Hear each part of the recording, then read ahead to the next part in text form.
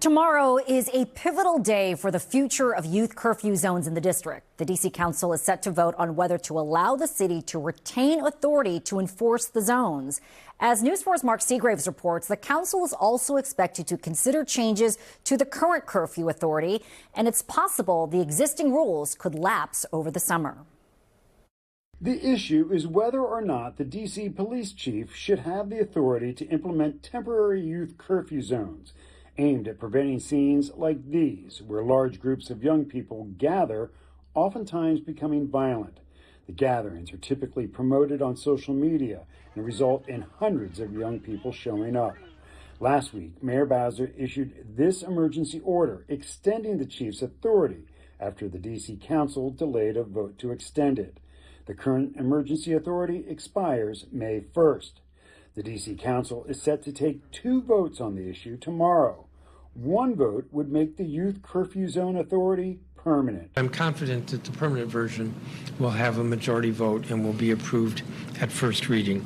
But the second vote on another emergency extension, which would last 90 days, isn't as certain.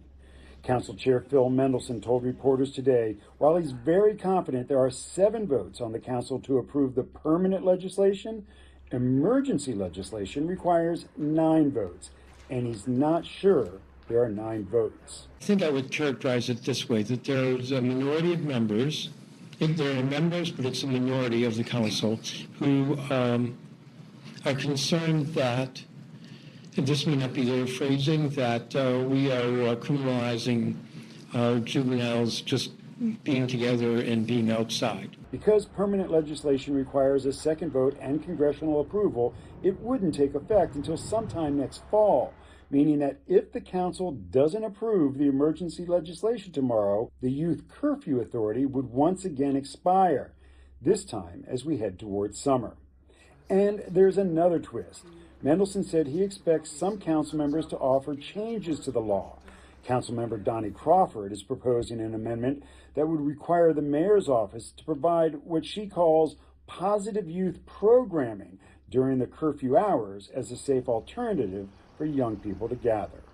In the district, Mark Segraves, News 4.